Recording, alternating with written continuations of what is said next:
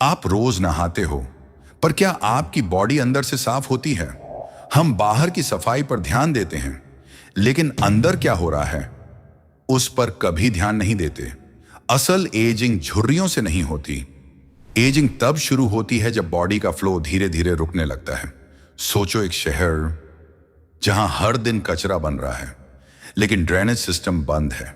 शुरुआत में कुछ महसूस नहीं होगा, फिर धीरे धीरे बदबू आएगी, फिर गंदगी बढ़ेगी और आखिर में पूरा सिस्टम खराब हो जाएगा।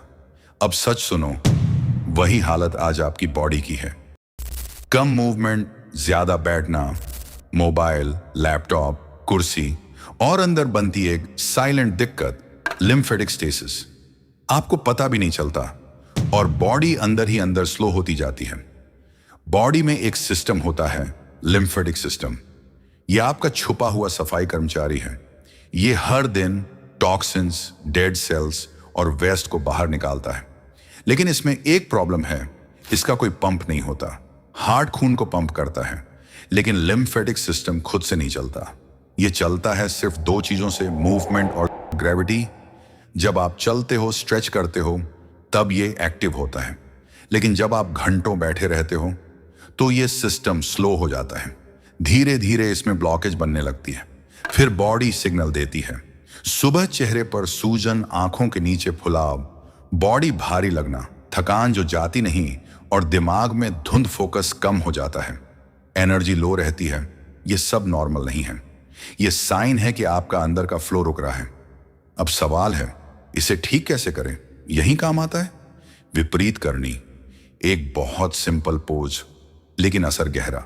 जब आप अपने पैर ऊपर कर देते हो तो जो फ्लूइड नीचे जमा था वो अपने आप ऊपर की तरफ मूव करने लगता है।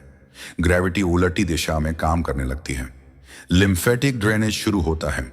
जमा हुआ वेस्ट धीरे धीरे क्लियर होने लगता है।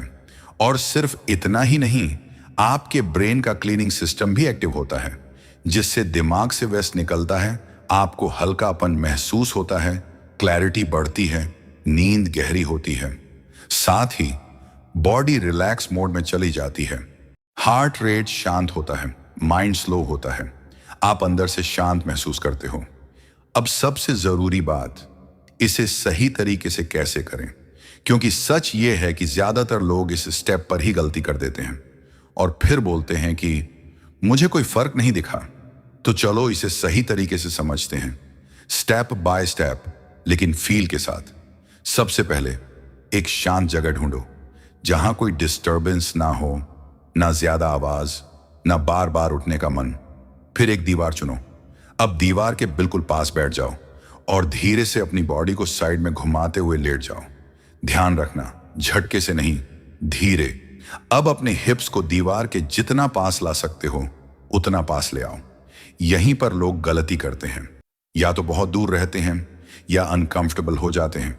आपको बीच का बैलेंस ढूंढना है, जहां स्ट्रेच भी फील हो लेकिन पेन ना हो। अब धीरे से अपने पैरों को ऊपर उठाओ और दीवार पर टिकाओ। अब आपकी बॉडी एक परफेक्ट एल शेप में होगी, पीठ जमीन पर आराम से टिकी हुई और पैर सीधे दीवार पर ऊपर की तरफ। यहां एक चीज याद रखना, घुटने लॉक मत करो, थोड़ा सा सॉफ्ट रखो ताकि ब्लड फ्लो स्मूथ रहे।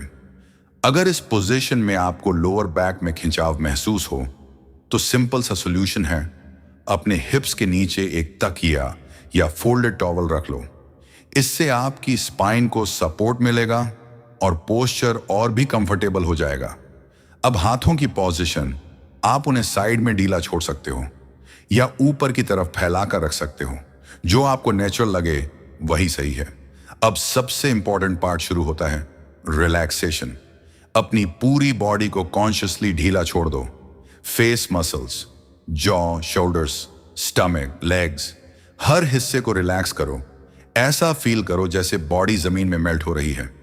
अब अपनी सांस पर ध्यान लाओ, लेकिन उसे फोर्स मत करो।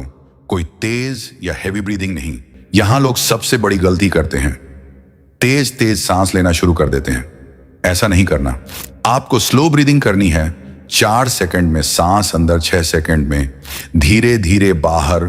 कोई जोर नहीं, कोई फोर्स नहीं, बस नेचुरल डीप ब्रीदिंग। क्योंकि जब आप स्लो ब्रीथ करते हो तो नर्वस सिस्टम काम होता है और लिम्फैटिक फ्लो अपने आप इंप्रूव होता है। स्टेप 4, शुरुआत में 5 मिनट काफी है, फिर धीरे धीरे बढ़ाकर 10 से 15 मिनट तक ले जाओ। लेकिन याद रखो, कंसिस्टेंसी और ड्यूरेशन, रोज 5 मिनट करना कभी कभी 20 मिनट करने से ज्यादा पावरफुल है। 2 बेस्ट टाइमिंग हैं। 1, रात को सोने से पहले दिन भर का लिम्फ स्टैग्नेशन रिलीज होता है और स्लीप डीप होती है। 2, सुबह खाली पेट बॉडी फ्रेश होती है और पूरे दिन के लिए सर्कुलेशन बूस्ट मिलता है।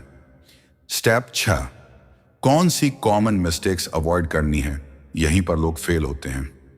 दीवार से बहुत दूर लेटना, इससे सही इन्वर्जन नहीं बनता। लोअर बैक में पेन होते हुए भी फोर्स करना, इंजरी का रिस्क बढ़ता है। मोबाइल यूज करना while doing pose, body relax ही नहीं होगी। ब्रीदिंग फास्ट या इरेगुलर रखना, पूरा इफेक्ट खत्म। ये कोई मैजिक ट्रिक नहीं है कि आज किया और कल 10 साल यंग दिखोगे। ये एक डेली रिसेट मैकेनिज्म है। धीरे धीरे फेस का स्वेलिंग कम होगा, स्किन टाइट लगेगी, माइंड काल्म होगा, एनर्जी स्टेबल होगी और सबसे इंपॉर्टेंट, आपका बॉडी फिर से फ्लो में आ जाएगा।